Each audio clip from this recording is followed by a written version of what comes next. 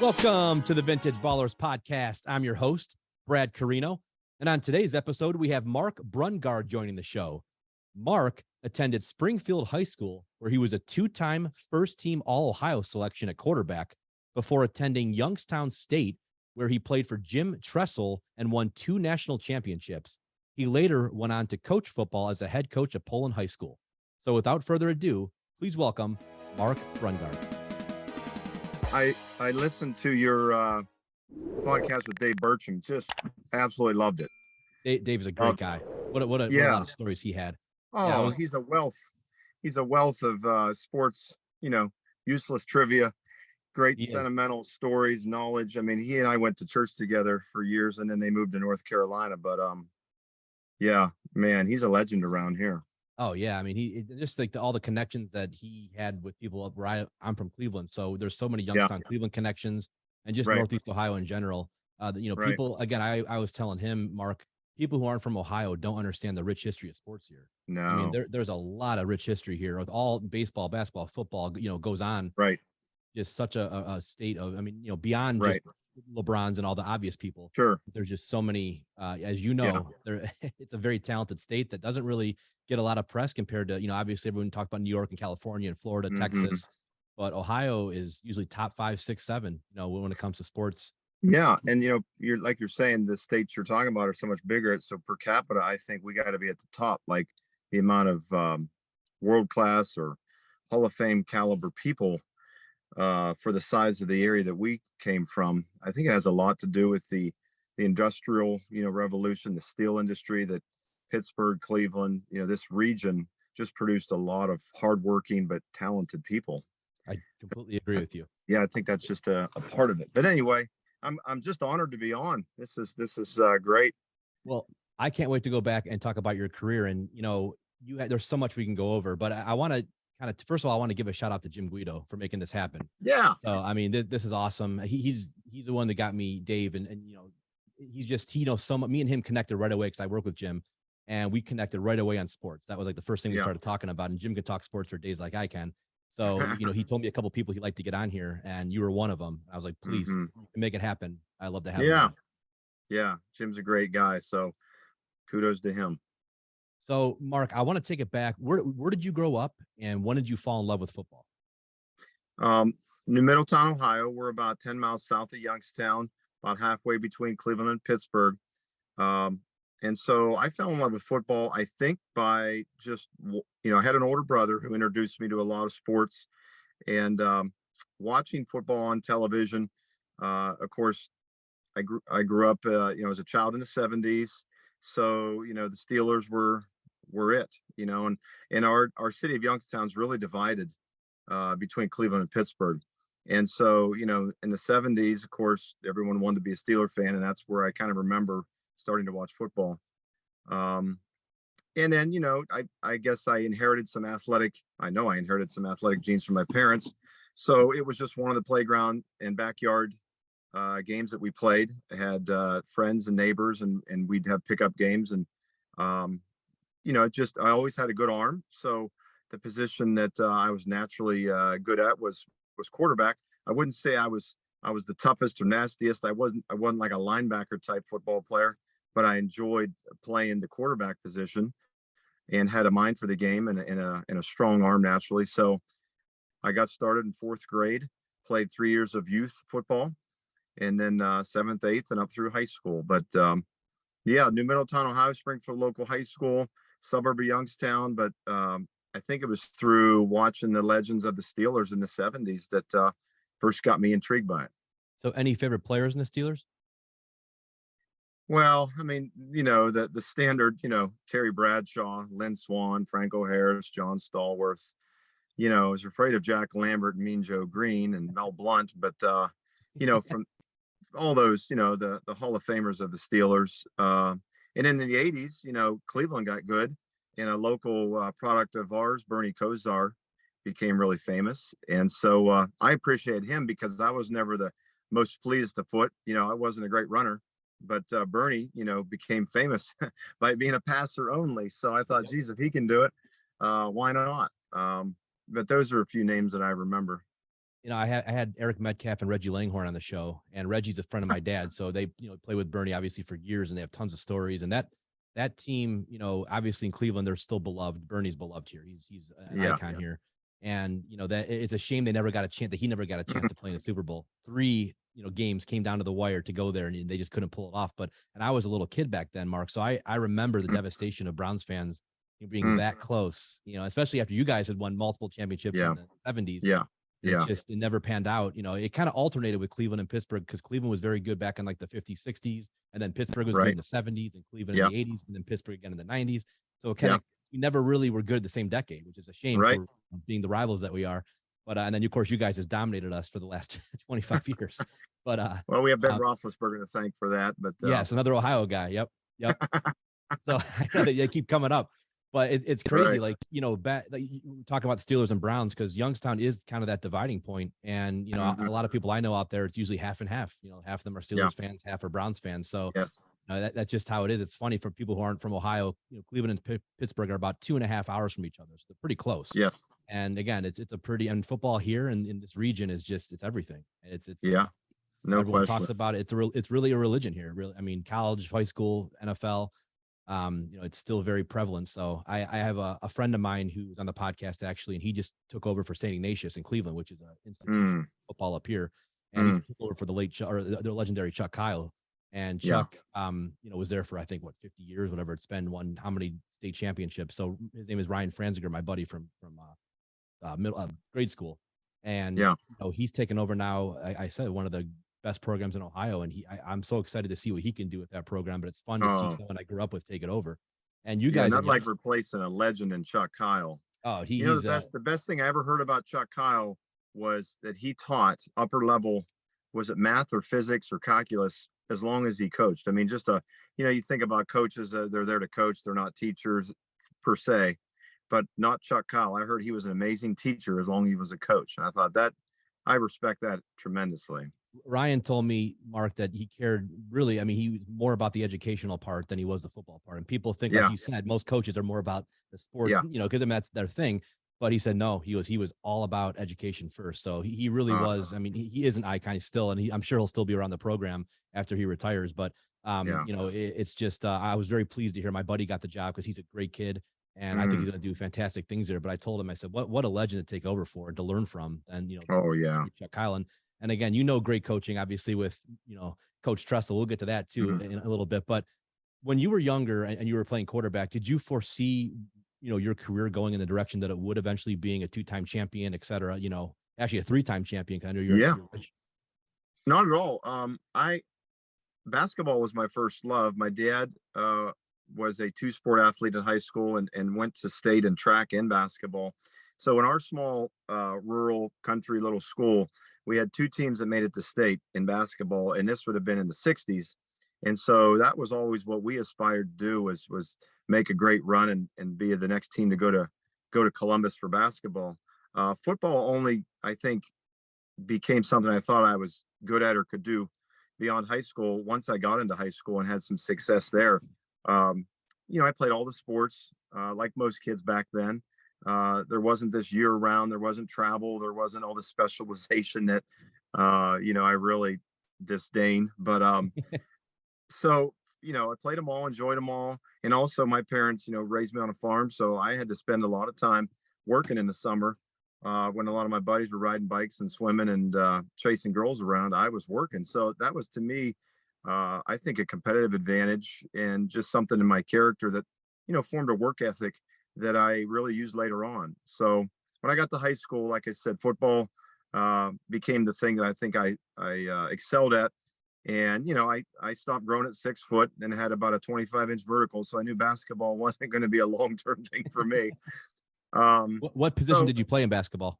I was, again, we're a small school. So I was a forward, at 6 foot tall. So that tells you about the size of our school, and had a decent shot. I wasn't even the best player on our team. We had a pretty good basketball team, but never made it to state. We didn't reach that goal. But yeah, I enjoyed it. Enjoyed all the sports, but football became the thing that I think I wanted to try and do. through high school and beyond. And as far as the position of quarterback going back then, I mean, so just the evolution of quarterback in the last 30, Yeah, 40 years has been so, I mean, you guys like Mahomes now, they're almost like machines. I mean, it's right. unbelievable. But back then, really the Marinos and Bernie Kosars and of course, Jim Mm, Kelly and all those guys coming up then, in Montana, obviously, it was more of a pocket, your pocket passer. I mean, that's yeah, really what you did. There wasn't as many scrambling. There wasn't Randall Cunningham's as many, those kind of guys as right. much as there were the Bernie. So when you learned the position, were you learning it from more of that pocket passing, that kind of forte, or were you just kind of playing how you play? We were I played for a coach that was a run first defensive minded guy.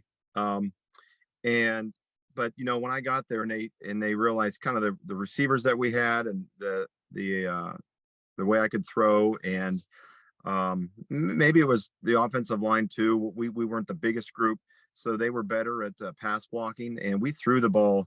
I set records for our school simply because we threw it way more than they ever did before. But still, it was under center. I never took a shotgun snap until I got to college. My junior year, in fact, after coach, went and found some offense that fit me from the San Francisco 49ers. But um, high school was all under center, and even the quarterbacks that you mentioned in the 80s, almost all of it was under center. Dan Marino and Joe Montana and Dan Fouts. I remember his 7-step drop, backing straight up, looking to his left. Like it seemed like it took 9 seconds for him to get back there and then throw the ball 30 yards down the field. But yeah, I didn't even take a shotgun snap until college. No kidding. Wow. But we still were able to spread the field a little bit. 3 receivers was really a spread formation back then. Um, Running the ball, I still believe is the way offense has to be. It has to establish the run and win the line of scrimmage, and then throw the ball as you want to. But back then, there wasn't a lot of these spread offenses that evolved through the 90s, and what we see today is just incredible what quarterbacks are able to do. The protection schemes they're asked to control, and the hot reads, and now the game has changed too with the rules. And I may be getting ahead of myself here. I'm sorry, but the run pass options that quarterbacks have, the line of scrimmage can change 5 yards where it used to be a real rigid 1 to 2 yards. Now quarterbacks can hand it off, and then throw it if that linebacker steps up. And it's almost unfair what defenses are asked to do now. So it's really changed. It's friendly to the fans and there's more points. But I grew up in an era where running the ball was paramount. Well, I think you make some great points there. I think it's kind of frustrating sometimes, and defensively, especially if you even, I feel like a lot of these sacks are considered roughing the passer now. When to me, it's kind of, I mean, it's a very, I've seen with Myles Garrett, for example, up here in Cleveland, multiple times where I didn't think he Yeah. was that late with the hit, and they call Yeah. roughing the passer, and it's kind of back in the '80s that was just a normal hit. It wasn't. Oh my gosh. And Mark, I completely understand protecting the quarterback. I get it because they're a commodity and that's what Yeah. sells tickets. But at the same time, it's like you got to, Yeah. like you said, it's almost Yeah. unfair now. Yeah. The pendulum really, and it happened with the concussion concern too. The pendulum Mhm. swings too far, and hopefully it comes back to where we find a medium ground there, because some of the penalties they call uh, just landing on the quarterback, or if you don't brace yourself, you're landing too hard, and it's like put skirts on the guys. I can hear those defenders say, "What are we doing?" Yeah. So, yeah, I get it too. That they're an important part of the business. Without the quarterback, the game wouldn't be what it is today. And so they got to do what they got to do. But it's certainly changed. When you look at a guy like Patrick Mahomes, kind of a revolutionary guy as far as the position, like we never really Yeah, seen anybody quite like him. Knowing how hard the position is, Mark, and winning at a high level like you did, what is your thoughts on Mahomes? he's a generational talent for sure. He almost is advancing the game, kind of like a Kobe or a LeBron did in basketball, or I'm trying to think of a baseball equivalent, but a Sidney Crosby or an Ovechkin in hockey. Like, he's changing almost the rules of the game because he's that much different. His arm talent is unbelievable, and you look at him; he's back there just kind of ad libbing. We used to have a game in school that we'd call like razzle dazzle football, or every school kind of has a name for it, where there's kind of just no rules. You can run around, you can throw it anywhere, anytime. And he's almost playing that way. Like, he sees things behind him. He makes passes behind his back, underarm, left-handed. It's fun to watch a guy that is in that much control of what he's doing and seeing. Now, as a coach, equally impressive to me is Andy Reid and what he does around him. His call sheet to me is almost like, I don't know how they call that many plays and learn them from week to week. And I swear he never calls the same play twice in a game. So I agree. I don't know how at that level they communicate so efficiently and get that many plays in a week.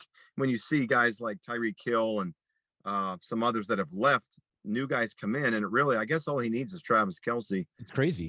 And they can do whatever they want. It's really impressive. And he seems like just a guy that's does it the right way. And the characters there. He just seems like a guy it's hard to root against, honestly. I agree. They put together the perfect system, it's really the perfect blend of Reid and Mahomes. They're just two class act guys. Yeah. I mean, I think Mahomes is a genius when both of them are geniuses when it comes to the game. Yeah. And I don't think we'll ever, at least in my lifetime, I'll be shocked if we see that kind of combination again at that level. I mean, that's a level that I've never seen before. And there was 2 plays in the Super Bowl for touchdowns, but there wasn't a guy within 5 yards of the receiver. Yeah. I mean, he called, I don't know what he was calling, but he saw something, and I looked over. I'm thinking, how are they not covering this guy? They found something in their film study on that little in motion that the coverage started to rotate, and then he went right back to the flat. And you're right, there was nobody. It just showed the genius of Andy Reid. It really did. And we played them a couple years ago in the playoffs, and Mahomes got hurt. That's the only reason why we were still in the game at the end. And they had Chad Henne, a little 1 yard pass to win. So he does things that you're not expecting. And again, both of those guys combined, to me, it's like the Michael Jordan, Phil Jackson, that kind of, it's like, that's a once in a generational thing you're going to see. You're not going to see that, at least in my lifetime. I'll probably never see a quarterback coach duo at that level, because it's just unbelievable. But yeah, coming from a quarterback standpoint, I'm sure that, you see a guy like Mahomes and think, wow, I've never seen anything quite like him before. And I've watched the game from, since I was a kid. And, Brady's got his 7 rings. He's, to me, he is the GOAT right now, but I think Mahomes is coming for him. Yeah. And he's got youth on his side to do it. I think the rules, like you said, the rules of the game are going to protect him enough that, barring freak injuries, he's going to be upright enough to play a long time. And his feet do some things that, Tom Brady does it a different way, of course. Mahomes does things when the play breaks down that just drive you nuts too. He's just athletic enough that they can't catch him. And for Browns and Steeler fans, it stinks, because we're unless he gets hurt, we're probably not looking at a Super Bowl for another 10 years. Well, Mark, look at the quarterbacks in the AFC. I mean, you're talking about Josh Allen, Trevor Lawrence, Justin Herbert, Joe Burrow. I mean, these are potential Hall of Famers all in one. The same. I mean, it's going to be in the next 10 years. Yeah, I'm not even thinking about the Browns going to the Super Bowl, but I mean, I think anybody in the AFC, even the guys that have a quarterback beyond Mahomes, it's going to be tough. I mean, Burrow and any other time. I'm trying to think of a time when there was a group of quarterbacks like this, for a generation of kids to watch play the position as good as this. Can you, in the 80s, the 90s? I'm thinking like the only thing that comes close would be, I guess, the Marino, Kelly. Yeah. Maybe like Enda Montana, Elway, Randall Cunningham, that group. Steve Young, Aikman, those guys. Yeah, that was. I think they're. But these guys might surpass them, because I mean, they're just so. You're just talking about a whole different. Because even during the Manning Brady years and Drew Brees, there wasn't really, beyond those 3 guys. There was a couple other guys, but there wasn't really this many. Yeah. I mean, you're talking about potentially 8 or 9 Hall of Fame type quarterbacks in the same era. Most of them in the same conference. And then Aaron Rodgers decides he's going to join the AFC. And then Rodgers going to the Jet. I mean, it's just crazy. I can't. I mean, literally, Mark, every quarterback that makes the playoffs next year could potentially be a Hall of Famer, or at least 6 of the 7. That's just insane. Yeah, the NFL's got to be smiling right now, because sure. they got a good product. I'll tell you what, all the storylines. I mean, whether you hate or love football, the storylines are interesting, and they have they always keep you on your toes. And then the game itself, I think it was 2 years ago, the NFL playoffs is probably the best playoffs I've ever seen. The one where I think the Chiefs came back with 13 seconds left. It was just unbelievable. Yeah. I've never seen anything like that. Yeah. So we'll see what it is next year. But yeah, you're right. I don't think I've ever seen the quarterback class young like this before. I mean, again, maybe our era when we were younger, 80s, 90s is close, but I'm not sure if Right. it surpasses this. Right. So now looking back at your high school career, when did you, I know you were 2-time All Ohio, and at that point, Mhm. Mark, were you always looking at Youngstown State, or were you looking anywhere else? No, I was pretty open. At that time, I didn't have a lot of recruiting attention. My coach John Dorenzo made a highlight film when we sent it around. I went to a few camps in the summer, not like really recruiting combines, but just like developmental camps. I went to Penn State. I went to West Virginia my senior year, but being that my size was a little limited, my speed was a little limited. What I had going for me was arm talent and a good head on my shoulders for the game. Um, so I was kind of a tweener, and I went to Toledo for a visit. Nick Saban was the coach then. Didn't know that was Wow. going to be Nick Saban of today, but yeah, Nick Saban was the coach Wow. of Toledo. He chose to, go another direction. That was fine. I took a stretch and went to Louisville on a game day visit. Howard Schnellenberger was the coach there, Wow. Yep. and I was not quite at that level. So, pretty soon I'm looking at I don't really have any offers, and then Jim Tressel comes into our high school, and I really just think it was a God thing, because that was the only offer that I had at the time that I had to make a decision. I was probably going to fall down to a Division III level, to be honest. I went to look at Westminster College over here in Wilmington, Pennsylvania, because I'm thinking, well, if I'm not going to get money, I might as well just stay close. I enjoyed living close to home. And then Coach Tressel came in, and I took a visit, and they offered me a scholarship, and I didn't have to make a decision. That was the only one I had. And what a blessing. I'll tell you what, I mean, sometimes, when you look how things happen like that, it is hard to Yeah. overlook how that Yeah. all worked out for you. I mean, that's Yeah. pretty crazy. And the fact that you would go on to do what you did there, Mhm. Jim would go on to be obviously a legend, Mhm. and you both really for Youngstown State are both Youngstown State legends. That's gotta feel good to know that all started early 90s. And think about it's 30 years ago. Now it's it's like but I mean, that's crazy to think about that. And I Yeah. know that you redshirted for that first year, and they won the national championship. Yeah. What was that like? And what did you learn, Oh, being a redshirt and winning that championship and seeing all of that? yeah. That was the second longest year of my athletic career. Just from a standpoint of practicing for 15 weeks, never playing a snap. Didn't I dressed some home games, but they were never going to play me. It was just to give me the experience of dressing. But you know, learned so much. The speed of the game I wasn't ready for. Obviously, the bodies are bigger. The complexity. Coach always did a great job of tailoring his offense to the quarterback he had. So at that time, Ray Isaac was the starting quarterback. We were a really power run heavy option minded team, and we had a kid transfer back to be the backup from Ohio State, Nick Cochran, who was a local legend in our area. It was Mr. Football in 1988, and I think he was Mr. Basketball too. No Phenomenal kidding. athlete. So when he transferred back, I knew I had at least 2 years to develop and to be nurtured there. That first year was a great experience. Coach even took me with the team to the national championship weekend. It was like a 4-day weekend leading up to the game. Great experience. Got to be on the sideline for that game down in in Georgia, where they played at Georgia Southern University. It was on CBS, so it had all had the lights, it had the big stage, had the pressure, and so I kind of felt it. But yet I was there, holding the clipboard, wearing sweats, and but just got to experience it, and got to really watch Coach Tressel in action from beginning of season to end, and how he methodically brought that group through an up and down season, and how we just emerged. We got into the playoffs as a lower seed, but just got on a roll in the playoffs, and defense, special teams. He won in a way that wasn't pretty with the fans. I remember Dave talking about this when he went to Ohio State. It wasn't this spread offense that he kind of got to later in his career at Ohio State with Troy Smith. It was two tight ends, it was two backs, it was whatever was needed to win. And I just appreciated watching him put that together, and hoping that I had a chance one day down the road to be a part of it myself. So yeah, it was a great year, but it was an incredibly long year. We had two quarterbacks that were called the scout team, quarterbacks. We were the practice squad guys. The other one was Tim Ryan. He Oh, was no from Warren kidding. JFK, and he was took his team to a state championship there his senior year. He and I came in together, and then he hurt his knee in camp, and never ended up being able to play that year or even practice. So I was the only scout team quarterback. That was Tim's last year. He went on to Bowling Green, and of course, he's had an illustrious career as a politician. No kidding. I United didn't. States. Wow, that's unbelievable. Yeah, You guys played together.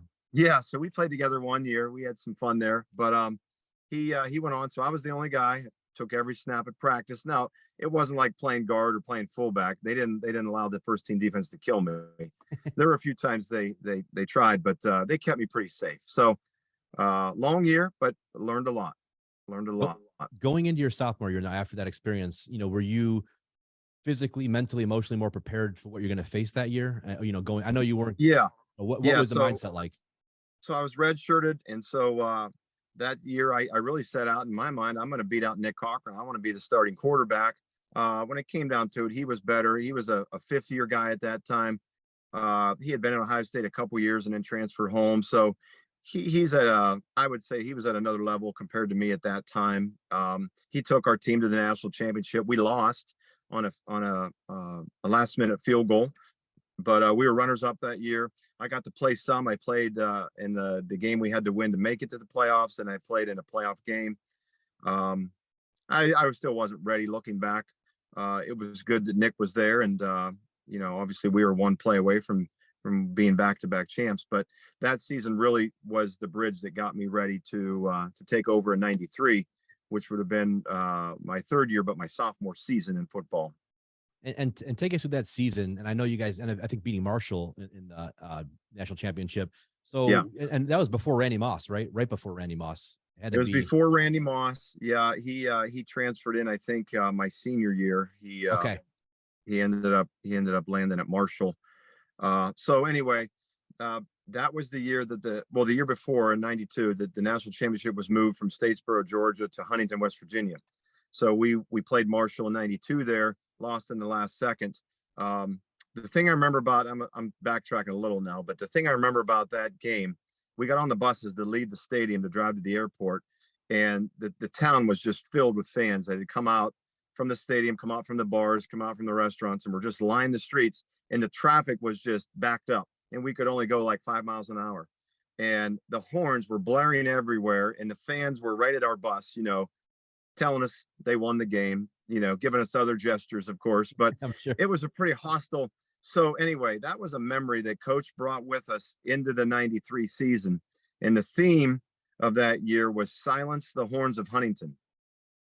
And so he put it on the summer camp manual. I think we had it on a t-shirt, and we ended up winning the championship my first year I started '93. We beat Marshall again. And it was on the ring, HOH.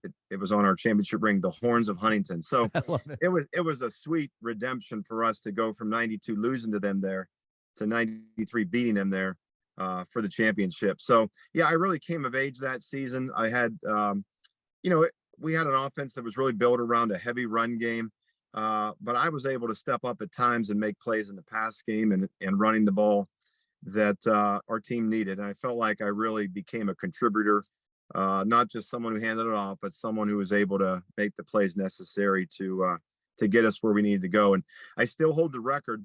The minimum attempts is 8, but in the championship game, I was 7 of 8. So, no kidding. So I hold the record for the highest completion percentage in a championship game. That probably will never be broken either. No, minimum attempts was 8, and I was 7 of 8. So yeah. That's awesome. Going into that national championship game, you're starting a national championship game. Think about that. What was your mindset like? You got to just, as an athlete, and I tried to do this as a coach all the time, is get kids to focus on what they can control in the game. Because when I would think about, okay, this is on CBS. This isn't on just like a cable channel. This is on CBS. When I grew up, we had 3 channels, 21, 27, and 33, NBC, CBS, ABC. So I'm like, this is on a big time channel. And I think it was Jim Nance called the '92 game, and it was Sean McDonough. He called, I believe, the '93 championship game. So, and that was an announcer that I knew. And so these types of things to a kid growing up playing sports was like, oh my gosh, what am I doing here?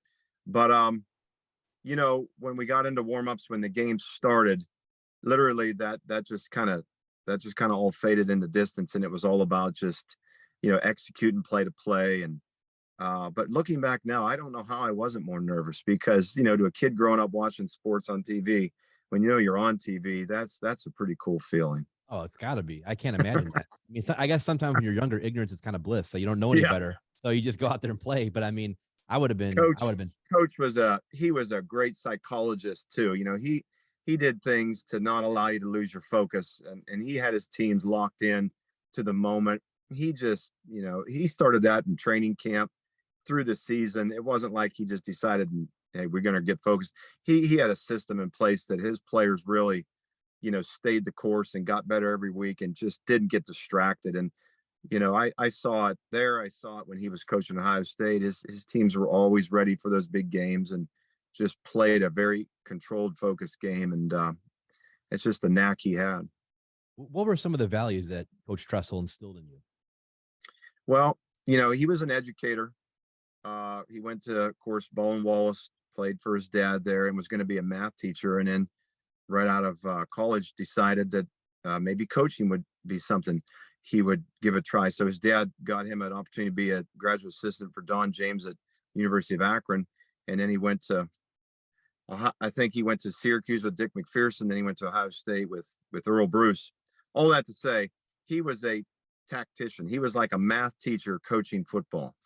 So he taught me just the details of the game. I can remember times we'd have practices or scrimmages and he'd film and then we'd watch it. And I threw a pass that was completed, or I'd make a run, or I'd throw a touchdown, and he'd give me a negative grade on it. And, I'm not used to that kind of critique. And I'm thinking, what, this guy doesn't like me. But when you watch the film, he's right. My feet weren't exactly right. I wasn't where I was supposed to be. I didn't make the right read. I just happened to find a guy that was open. He would be that kind of coach. Just, I don't want to say a perfectionist, but he demanded something close to it. Of course, work ethic was always something that I admired in him. He just gave so much of his time to the sport, but also to the university, to the community. During the summer, there was always a cot in his office. So you knew that he spent the night there during camp because he stayed there late and he was there so early. So many nights he just stayed there. But that's not uncommon for coaches at this level. But for me, that was like, wow, this guy is all in. He took me out public speaking. He took a lot of his players. That was common to get you out in front of the public. And I was a local kid. So I think he knew maybe the impact that I would have speaking to youth groups or speaking to civic groups or whoever. He was always in demand and always found a time for people. And so he got me comfortable being in front of people speaking. And I think that projected forward to me now being a lay pastor at a church, but also being a school teacher, just something I'm comfortable doing. So he showed me that side of things, and just was a man of high morals and character. I mean, I can count 2 times in 5 years that he swore at me. Both times I really deserved it. Now he had other coaches that, he was the good cop, bad cop kind of thing. He had other coaches that would go insane and throw things and made sure guys were walking the line, but he could always be that, the sweater vest persona that he carried. He was that truly.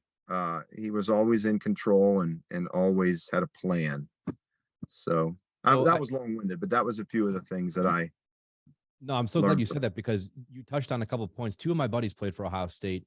My buddy Mike DeAndrea was actually one of the biggest defensive recruits back in 2002. And then and Ryan Franziger, the coach at St. Ignatius now, he actually played as a backup fullback at Ohio State. So, and they both said, I remember Mike telling me everything you think Jim was, he exactly what he was. He was like the greatest guy. He truly was that kind of guy. Mm-hmm. And, they just rave about him.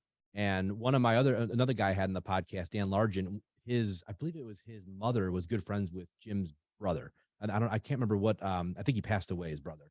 But so this would have been like in the last 5 years. But yeah, they were like lifelong friends. I don't know if they went to school together and Berea or it was something like that. And he said the same thing about Jim. He goes, just the nicest guy, like just genuine, great guy. Yeah. So everyone was obviously happy when he won that national championship at Ohio State. And I remember I was a freshman there, and so was Mike because he was a freshman playing in that game.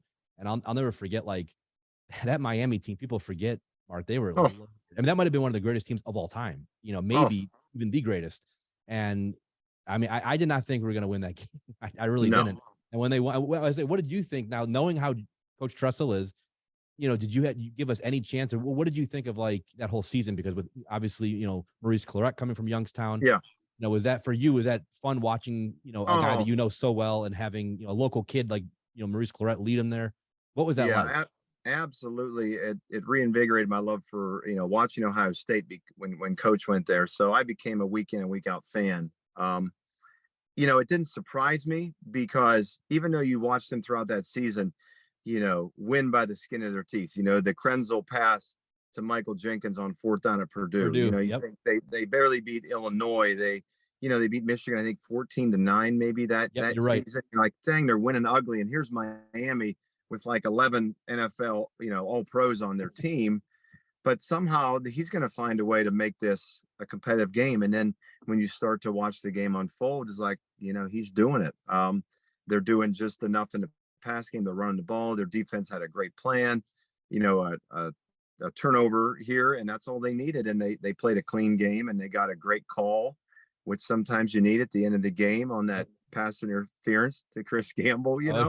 All those things fell into place. And it's like, that's Jim Tressel, man. He gets his team ready to take advantage of a break when it's the opportunity, and prepared teams take advantage of the breaks that are there. Miami gave him a break and they took advantage of it. And oh man, that was so great. And he's a never guy that swears. So when he got in that, we got the mic and said, now we have the best damn team in the land. It was so classic when he said it. He's always on point. If you remember his introductory speech he gave at the Ohio State basketball game. I remember that in 01. That was magical. Oh, that I remember was magical what he said, that we're going to be ready in 310 days. That is so Coach Tressel. He just always is thought out and has a plan. It's very calculated. And Mark, it's amazing that within 2 years he won a national championship. I mean, he came there in 01. I think they're like 7-5 because they had to kind of rebuild the roster a little bit. And then the next year they won the national championship. It's incredible. Then he had a run of a lot of great years. They could have easily won another one or two. So they just happened to go against some juggernauts. But I mean, they had what a run he had from, what was it, 2001 to 2010, I think. I mean, just an incredible run at Ohio State. And dominated Michigan. Oh my God, absolute domination. Absolute domination. It wasn't even close. I mean, they just.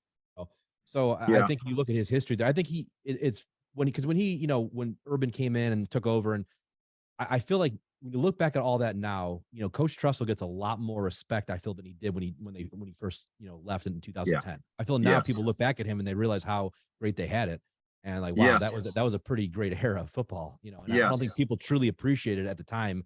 I think all Ohio State fans, and we all tend to be a little spoiled, but back then that was a great era of football. Well, and the scene of this past year when they honored that 02 team and they lifted him on the shoulders and the stadium just erupted, kind of showed me, where he's at in Ohio State, nation. He's beloved and he should be. And when you look at kind of the way it ended there, it's so sad that, a violation they called then is something that is totally like legal today. It's so unfortunate that that went down the way it did, because he's a Hall of Famer at every level. I don't know if he'd still be coaching now or not, but the way he is, he just he knows that things happen for reasons, and where he landed and what he did after that is just incredible. So anyway, I'm just so blessed that the timing of when I got to Youngstown, the level of talent that we had there, it was meant to be, and I was just blessed to be a part of it. I completely agree with you. And how many guys can say they played for a young Jim Tressel and won 2 national championships? I mean, seriously, that you're the only guy that could say that. So that's a pretty, I mean, you really are part of that history as well, because I mean, you look at, Coach Tressel's history, you're a big part of it. You're the guy that won 2 of his 4 national championships at Youngstown State. So that's a huge part of why he got the Ohio State job, and he ended up being a legend there. So, I mean, think about that. That's a pretty cool to be a part of history like that. Well, in 1995, I remember we were the winningest team in the nation in college football, because up until that point, we had one bad season. Everything else was deep runs into the 1AA playoffs. So, in 95, we almost lost him to the University of Miami. It was his job, and he turned it down because they were going to go on probation, I think, and he didn't want to have to take over a program that was heading into that. So I was thankful that was my senior year that he decided to turn that down and come back and my senior year was the longest year of my athletic career. It trumped my freshman year because we lost so much talent, and we just he needed a season to kind of reload it. But it happened my senior year that we took a lot of lumps. But then he bounced right back, and they won it in '97 again. So anyway, I was happy to have him all my career there for sure. And Mark, when you look back at your career, what is your favorite moment? Probably my junior season. We finished the year 10-0-1, and we drew Alcorn State in the first round of the playoffs, and that was Steve McNair's Yes, senior year. Oh yeah, Aaron McNair, the late Aaron McNair. Yep. When we knew that they were coming to Youngstown, and then they moved the game, they flexed the game to the day after Thanksgiving, and Bob Lee was on the game. It was electric. I never was in a place that was so fired up for a game. At that kickoff, we tackled him, and on the first play, now if you remember, I don't know if you remember anything about that game, he was injured. He had a knee injury where he was pretty hobbled and he couldn't run. So they attempted 92 passes in that game against us. Alcorn State did. So, and I think he was like 50 of 92 for 500 or 600 yards, just crazy stats. They went up and down the field, but they couldn't run the ball, and they couldn't, once they got inside 10, I think we had two turnovers for long touchdowns. But I'm sorry, I'm bouncing all over the place here. There's so much about that game that is the reason it's one of my favorite memories. So the first play, they snap it to him. He scrambles around a little bit. He can't really move, and we sack him, and he fumbles the ball, and we recover. And so I run to coach, and our sideline's just going crazy. And I'm literally like a foot away from him, and he puts his arm on my shoulder, and he tells me to play, and I can't hear a thing. The stadium is so loud, and at that time we didn't even have another side. It was just the one side, but it was so loud that he got my face mask. He got right in nose to nose and yelled to play, and so I went out, and we scored on the first play, and we went on to win 63-20. But he was police escorted into the stadium. Everything about the lead up was him. He was a Heisman finalist, and then we ended up really, really doing well. Coach we didn't have to throw it once. Our O-line was so much better than him. We just ran it anytime we wanted. But he let me throw a couple touchdowns. And the one time I said, Coach, why are we throwing? Because I just want to show these fans that he's not the only quarterback that can throw. So I'm like, well, thank you, Coach. I appreciate that. Yeah. He was tired of hearing the Aaron McNair hype too, but that was probably the funnest game that season. We went on to win our second straight national championship with me quarterbacking. And yeah, so that was probably it. And speaking of that, I mean, that's a heck of another, iconic memory in many ways, because obviously Aaron McNair passed away many years ago. Yes. And he almost won a Super Bowl. I mean, he was that close to winning against 1 the yard. Rams. Yeah, 1 yard, One that yard. infamous tackle. And I'll never forget, that was a great Super Bowl. I'll never forget that. Kurt Warner. But yeah, he's kind of a forgotten quarterback, in that era. He was a great quarterback. Really was very underrated. I mean, every year he was just solid. Right. And he was another one, very athletic. He was hard to tackle. He was like 250 pounds, just a big, strong guy that you couldn't bring down, and crazy arm talent. So yeah, a sad ending to his career and his life. But boy, back at that time, he was legit. I mean, just that you beat him in a national championship game, you got to feel pretty good. Yeah, no, that was a lot of fun. Yeah. And Mark, when you look at young quarterbacks today, if someone's, looking for advice, what would you give someone, 14, 15, 16-year-old kid? What kind of advice would you give them from a physical standpoint, from a mental, emotional standpoint, going into high school, as a quarterback? Well, I'm a little bit old school in my approach to things. I know today everything's so accelerated, and kids are getting specialized coaching, and they're going to camps all over the place. And I'm still a believer in playing all the sports you can play.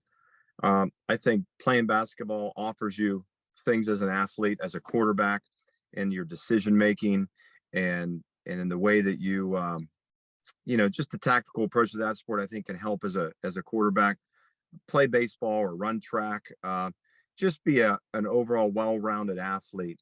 To me, that's what I love about football, is it really doesn't have that off-season, where you can play on a club team, or you can travel, or you can, football is just kind of like you play it in the fall. And then if you don't do anything else, you train. Where basketball has, its thing, and volleyball and baseball. And it's just become a year-round thing where kids are so specialized. I would always encourage kids, because usually your quarterback's one of your best athletes in the school. So with that, play as many sports as you can, make as many friends and memories as you can. Training is important, and obviously that's going to be needed. But I just think the experiences with playing other sports is invaluable to playing quarterback. I think it can help you and be an asset.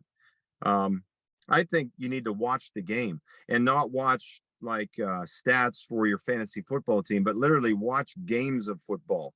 Watch quarterbacks during different times in a game, whether it's a drive before half, or whether it's a 3rd and 1, or whether it's the end of the game. You got to watch people play the game. And I don't know if this younger generation with their phones, and I said about fantasy football, I think a lot of kids today just watch to see if their stats are good, and they don't truly watch games anymore. So that would be another thing I would encourage kids to do. And when I coach the position, I've been a high school coach for 20 years, but I coached a lot of different quarterbacks, and there's a lot of ways you can go about being successful. Some do it with their legs, some do it with their arms, some do it both. You got to have a mind for the game, and that's why I stressed, learning it by watching it. But you can throw it from different platforms, and you can, there's a lot of different ways to do it. I just think you're blessed with the talent to start with, and then surround yourself with the people that can help you. But other than that, just play and have fun. I love it. That's great advice. And when you, after your college career was over, did you know your path was going to be more towards education and coaching, or was that something that kind of just came to you, or how did you get into that? Yeah, so there was a brief time there when I thought, well, maybe I have a chance to play, maybe not, in the professional, in the NFL, but maybe I could play in the Canadian League, or maybe I could go overseas. That was starting to become a thing. I had one opportunity, but it really wasn't for much more than room and board. And I think it was an Italian football league of some kind. I never gave it really a second thought, because I'd gotten engaged. I had some job opportunities, and I took one at the school I'm still at, close to home. So I just kind of felt in my heart. I went through, 4 years of high school, 5 years of college.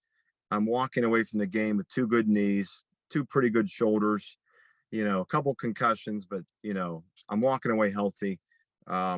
Let's just be thankful and call it a day. I had a total peace about it. And I knew I was going to get into coaching. I've always loved sports. That was a part of my career as a phys ed teacher, a health teacher, and a football coach. So I wasn't leaving the game, just changing my hat, so to speak, picking up a whistle. And it's been very, very rewarding on that end of it too. So yeah, it's kind of like going to YSU. I felt like that was the open door. I feel like God just made it real easy for me to know that, this chapter's closed, but a new chapter, a better chapter starting. So That's great. I mean, I think the kids know, Mark, your history with Coach Tressel and Youngstown State and national championships. Did they ever ask you about it, or does it not really come up? one of the funniest stories that comes up when kids know that I played, and they have YouTube, and they have access today to go check me out. One of my most my least favorite moments with the 1994 national championship game, we were playing Boise State, and my first half wasn't great. At least the first half of the first half, I was intercepted twice, and the second time, Boise State had a cornerback by the name of DeJuan Miller, freakish athlete, but he was born with his arm. He didn't have basically a forearm or a left hand. Really? He played He played cornerback? defensive back. He was a starting corner at Boise State with a right arm and half a left arm. Oh my God. And he intercepted me. Of course he would. So of course, and I'm telling you, I threw a curl route behind my receiver, but it was literally 2 feet off the ground, and he somehow got down and scooped it up, and it didn't touch the ground. I'm like, how the heck does a guy with 2 arms intercept that, let alone a guy with 1? So my students, players and kids that realize when they go back, when they realize that, they always, coach, were you really intercepted by a one-armed man? I'm like, yeah, I was. And it was in a national championship game. And, I try to explain it, and you can't get around that. But That's great. yeah, the kids that have played for me, they know my past, and being from this area too. It's kind of followed me, and it's just given me I think, a platform to speak and to be a leader, and maybe just to have a voice, to have an impact in young men's lives. So it's been a blessing, really, to not leave this area, to be able to play in the Youngstown area and then coach here and work here. It's been good. And with your personality, and you seem, obviously you seem like a very high character guy. I'm sure it's rewarding to now teach these young kids everything you Yeah, learned over those years. I mean, look at all the experiences you had that nobody will ever have. Most people aren't going to have those type of experiences like you had. right. So, There's no question. I've been so blessed. Something I'd always say to my assistant coaches before a game, you got the butterflies and the adrenaline, just like you're playing, and you're an adult and you're coaching a high school football game. And I go, guys that go to work at Lordstown or go to the steel mill, they don't get this adrenaline feeling like we get. This is such an awesome thing, to be able to be a part of a sports team, or to be able to coach. And for me to be able to draw back on my days as a player, it's been a total blessing. Growing up, my dad was an athlete, but then became a farmer, and he never made me go to work to the point where I missed practice, where I couldn't be a kid and I couldn't enjoy sports. And I always give him credit, because he gave me the freedom to go do what I loved. I didn't really follow him as a farmer. I got into sports. I got into coaching and teaching. And I just think that's the path that, God put in front of me. And I always appreciate my dad just giving me the freedom to say, go do what you were here to do. You don't have to follow me and just do this. So yeah, it's been a real great career. you really, I mean, you have an incredible life, really. I mean, when I hear all your stories, it's amazing. It really is. And speaking of that, and I ask this to every guest, I love hearing the answer to this question, but 20, 30 years from now, when you're looking back at your life, and you're kind of, your grandkids are running around, what do you want people to know about your legacy? Mm, boy, that's a heavy question. I guess when they think of me, I hope that they remember that, he was a guy that, uh, lived and worked and played with consistency, and how he went about his life, his character. uh, I have no, qualms about telling people I'm a follower of Jesus Christ, but I hope I don't have to tell people that for them to know that, that's what I believe. I hope they see it consistently as I teach, as I coach, as I parent my kids, as a husband. Um, whatever I do, I hope it just shines through in the way that I live my life. Um, Wins and losses, we make it sometimes too much about that. Those were fun times, but it's really the people that you meet and the way that you treat people that is the legacy that, that people remember you by. And I hope my players, students, and people, in the next generation will remember that about me more than anything. Well, Mark, I completely agree with you 100%. I've learned in my life, it's definitely, as time goes on, I've learned how important the people around you are, friends, Yeah. family. I mean, I used to take people for granted Yeah. when I was younger. I don't do that Yeah. any longer. I realize Right. how lucky I am to have great family and friends, and to have Right. great guys I work for, like Jim. I mean, I'm very, Yeah. very, very fortunate. And I think that's what it's all about, treating people with kindness, and trying to see, see what you have and appreciate what you have. I know more people, they just don't do that. We get stuck Right. in the negativity and everything, but I think that's a great lesson for everybody to learn, is just, gratitude. Well, my talent level certainly isn't what, uh I wasn't, I think, a difference maker, but I came to Youngstown State at a time where we had a lot of talent and just an amazing group of coaches led by Jim Tressel. So it is about the people that you surround yourself with, and watching him treat people, with respect, from the janitor to the person doing the laundry, to the cook, to the secretary, to the starting quarterback. He taught me, it's everybody matters. We need everybody pulling the rope. And so there's another thing he taught me, just the importance of valuing everybody around you, because they're all part of your story and your journey. Yep. That is so true. So true. Well, Yeah. Mark, thank you so much for coming on. It was an honor having you on the show. I'm so glad we got to do this. And I just want to thank you again for taking the time to come on the show. Oh, it's my privilege. I guess I am old if I'm on Vintage Ballers, huh? It's You made it now. You made it now. You got to tell your students, hey, you think that those college championships or something else? Watch this yeah. podcast. Oh, well, I watched you with Dave Burcham, and what you do is great work, man. And as a sports lover, people got to watch this because this is great stuff you're doing. So I'm honored. Thank you so much for having me on the show. Really appreciate it, Mark. Thank you so much. All right. Take care. All You right. too. Bye.